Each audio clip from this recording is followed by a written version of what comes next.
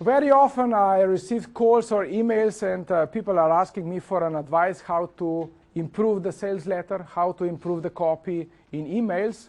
And this is one advice that usually works. I say to them, just erase the first, paragraph and start with the second. I don't know where did I get this advice, but it really works. Because usually at the beginning, what people are saying, something blah, blah, blah, you know. We are this or that, and then on the second paragraph, they actually start with the offer, with the benefits, or something.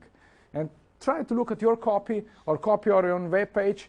Maybe you will discover that the first paragraph, you know, you could use it somewhere, but not at the beginning. Maybe, you know, in the middle or at the end. It's very simple advice. It doesn't apply for every, you know, sales letter, every copy, but very usually, and then I say to the people, you know something, just erase the first paragraph and start with the second. And they are so, you know, thankful and say, yes, you are right. How did I discover this, you know, blah, blah, blah. So, or you replace whole introduction. Repetition.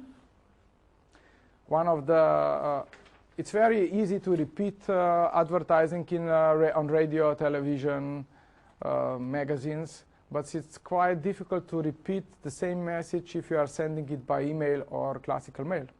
Because what would people say if they receive the same offer week after week from you? Usually they would think that something is wrong with your database, or that your computer is resending the same email. But we all know that repetition works. So what to do? Here you see I have a stamp. And on the stamp we say, we would like to remind you again about this offer. So we use the same copy, you just put the stamp, but then they know, you know, oh, Lisa didn't make a mistake, he's just resending this to us in a case we haven't noticed it for the first time. And they have this, and it works perfect. Then you can announce, for example, say, tomorrow I will send you a really important package. Make sure that you open big pink envelope saying this or that.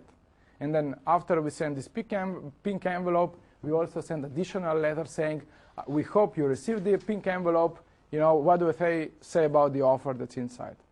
So this is one way to repeat things.